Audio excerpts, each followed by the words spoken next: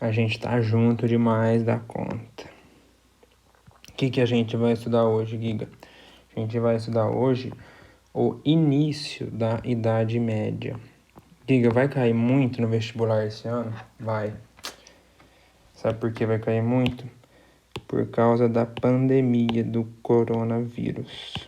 Foi na Idade Média, que a gente teve a peste bubônica, ou que foi uma das maiores, foi a maior pandemia mundial com milhões de mortos. Então, no início do estudo da Idade Média, a gente tem que saber o início e o final da Idade Média. E que também ela é dividida em alta Idade Média e baixa Idade Média. Perfeito? Então, tá bom. Também a gente tem que saber que em 476 depois de Cristo foi a queda do Império Romano do Ocidente. Então, o início da Idade Média é com o fim do Império Romano do Ocidente, com o fim de Roma.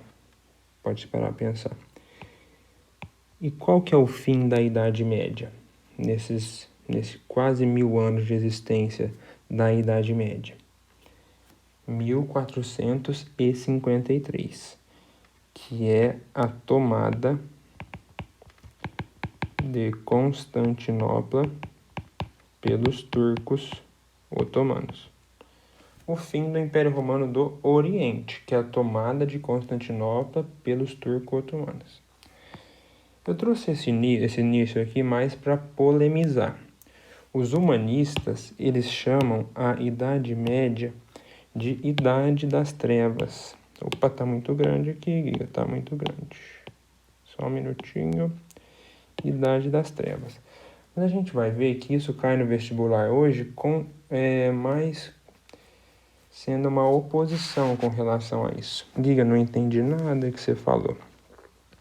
Os humanistas falam que é uma idade das trevas porque, comparada com a antiguidade clássica, comparada com Grécia e Roma, a gente teve um retrocesso artístico, intelectual, intelectual e filosófico em relação a essa produção que a gente teve em Grécia e em Roma. Grande produção artística, intelectual e filosófica em Grécia e Roma, principalmente na Grécia. Mas a gente tem que parar para pensar também que na visão dos humanistas, eles podem ter até certo, mas em uma visão mais ampla de toda a Idade Média, a gente vê que o surgimento, por exemplo, das universidades, da academia, é durante a Idade Média. Todas essas grandes universidades que a gente tem até hoje, muitas surgiram nesse período aqui da Idade Média. Então a gente não pode falar que é uma idade das trevas, como muitos falam, tá bom? E para a gente conseguir explicar melhor ainda a Idade Média, o início da Idade Média, a gente tem que dar um passo atrás e explicar principalmente o Império Bizantino. Giga, não entendi nada. Para que a gente vai estudar o Império Bizantino para entender a Idade Média? O Império Bizantino é a mesma coisa que o antigo Império Romano do Oriente, que a capital do Império Bizantino é Constantinopla. Giga, não tô entendendo nada. A capital do Império Bizantino é Constantinopla, que é atualmente Istambul. Istambul é a capital da Turquia. Tô passando a entender melhor, Giga. Me mostra um mapa? Mostro. Lá, o Império Bizantino. Vamos dar uma editada nele? Vamos. Então, explica melhor, Giga, o que a gente vai estudar agora. Explico. A gente vai estudar principalmente essa região aqui, que é o Império Romano do Oriente. Como que a gente chama ele agora na Idade Média? Império Bizantino. Giga, qual que é a capital do Império Bizantino? Constantinopla, aquela aqui, ó. Giga, como é que chama essa cidade hoje em dia? Istambul. Giga, que letra bonita, amor. Muito obrigado, cara. Muito obrigado. E qual que é essa região hoje em dia? A Turquia, exatamente.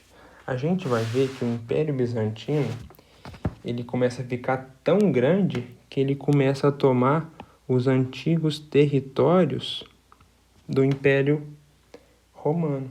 Então, o Império Bizantino, ele toma toda essa região que a gente está vendo aqui no mapa. E o fundamental na história geral é entender isso. A civilização bizantina, ela ficou em toda essa região. Porque se a gente for estudar, tipo, aconteceu tal coisa em tal lugar, tal coisa em tal lugar. Não, o ensino da história é dinâmico, tá bom?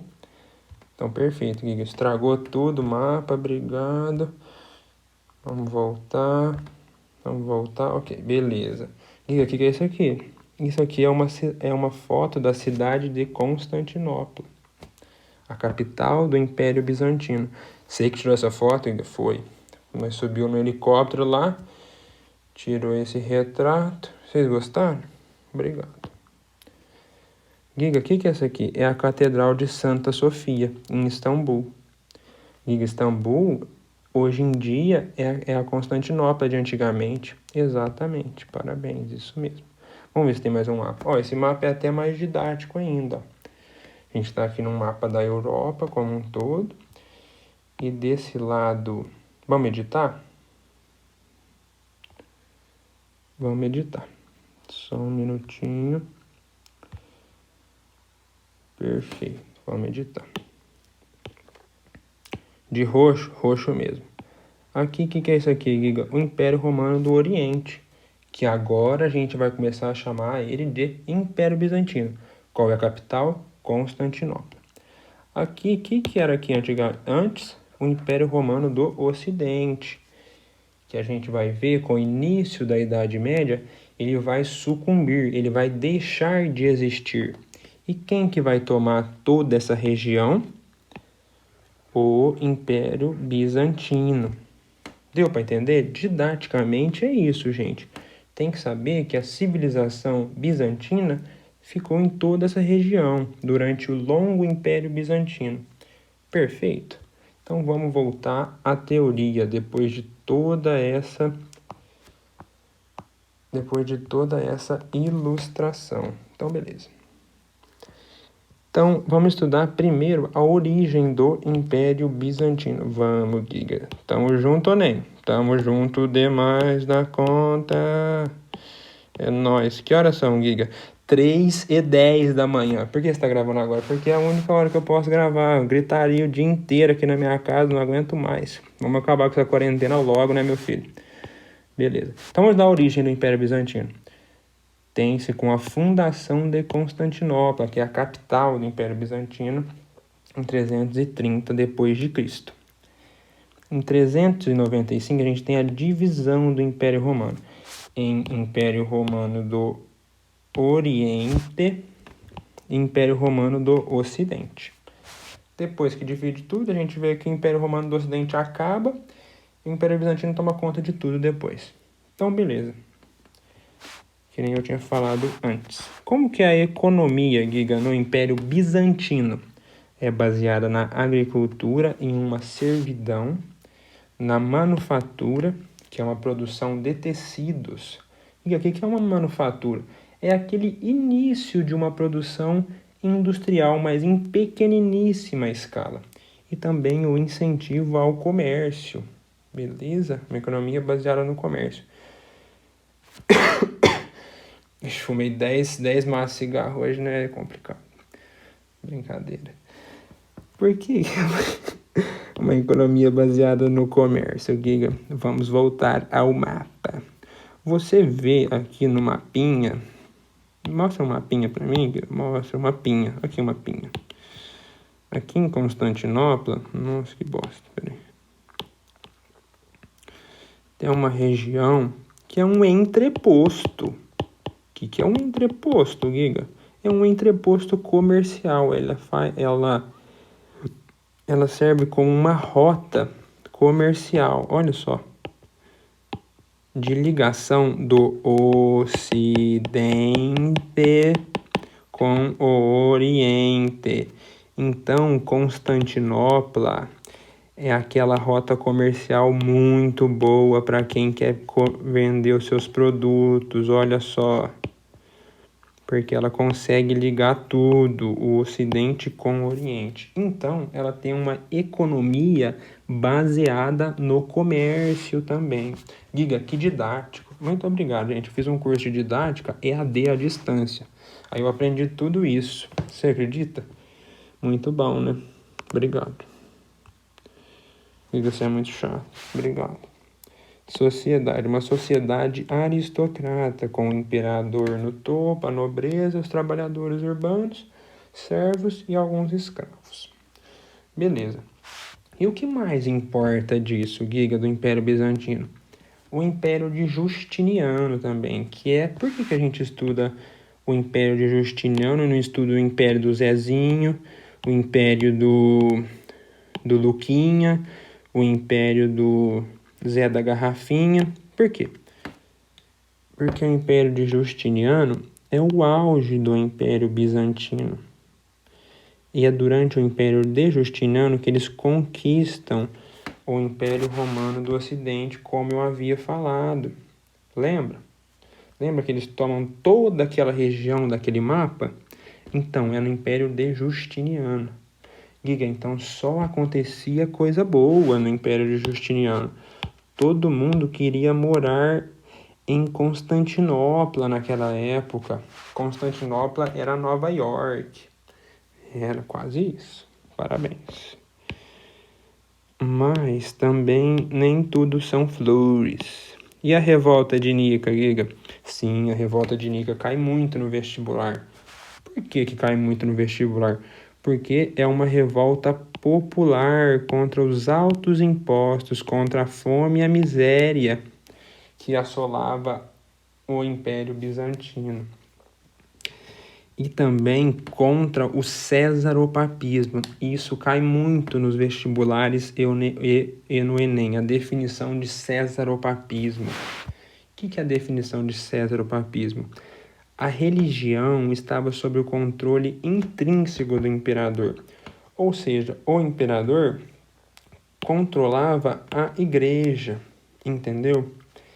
Também a revolta de Nica é contrária a esse cesaropapismo.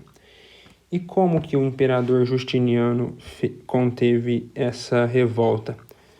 A partir matando, mais ou menos 30 mil pessoas. Beleza? Então tem que saber principalmente que é uma revolta popular contra os altos impostos, contra a fome e a miséria no império e também contra o cesaropapismo. Perfeito? Perfeito, então. Giga, e o que mais cai dessa parte no vestibular?